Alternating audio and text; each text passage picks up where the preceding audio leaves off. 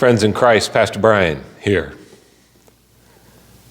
I was a bit of lost how to start this reflection because there's a lot I'm thinking about. There's the stewardship campaign. Thanks to all who provided estimate of giving cards. There's still time to turn one in, please. The ecumenical Thanksgiving service decorating for Advent. The service is Sunday at 3:30 p.m. with fellowship to follow, and decorating afterwards, 4:30 p.m.-ish. I've been thinking about the aftermath of the election, the ongoing conflicts in Ukraine, Lebanon, Gaza, the West Bank. I've been thinking about it being a year since my mother died and Dad began his 2-month decline to his own death in January of this year.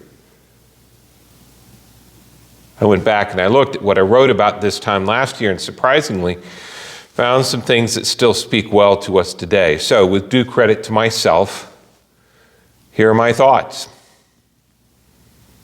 I attended a conversation with Christian author and historian Diana Butler Bass last year. And during that time, she shared a conversation she had with her daughter who's in her mid-20s.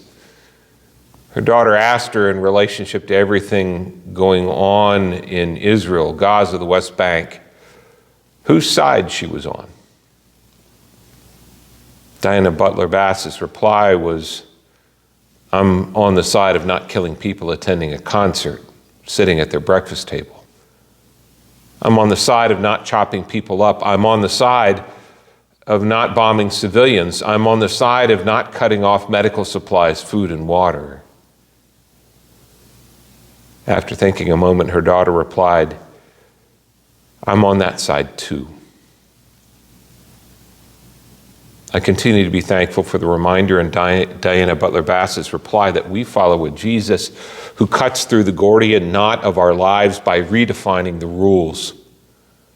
Jesus does not conform to our either or, you're on this side or that. Instead, Jesus opens his arms to all, dies for all, says, I'm on the side of not killing, maiming, oppressing, harming, bearing false witness against anyone who bears the image of God, and that is everyone that we meet.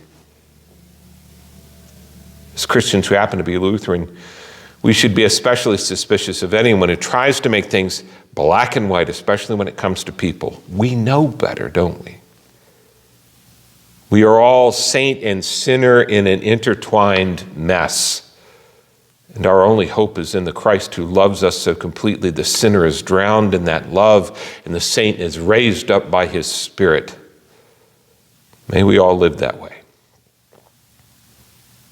I'm also all too aware that this time of year is not the most wonderful time of year for everyone. For some of us, we will be painfully aware of who is not at the Thanksgiving table this year. For some, in the mountains of Tennessee and North Carolina, and fire-ravaged places in California, hurricane-ravaged places in Florida and the Southeast, there is no place to have a table. For whom the words of the Jelly Roll song I mentioned on Sunday in my sermon, I'm not okay, but it's all going to be all right, speak deeply of their reality. We live in the promise of a God where both things can be equally true. I'm not okay. My parents are dead. My home is gone. My world has been turned upside down. I'm not okay. But it's going to be all right. My hope is in the Lord of heaven and earth, in the resurrection of Jesus from the dead. My hope is in the God who calls God's people to shelter those who are homeless. My hope is in the one who is the anchor of my life. The God who loves me so much, he sent Jesus so that I will not perish, but have life. I'm not okay. It will be a sad time of year for me, I think. And that's okay. It's understandable. And I can be fully not okay because I trust the one who says that in the end, it's all going to be all right. Because I've experienced the reality of that promise in the friends and family who have surrounded me. I've seen it in their own resilience in the face of their own I'm not okay moments.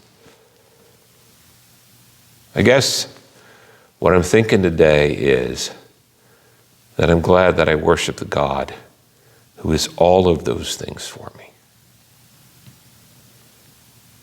God's blessings.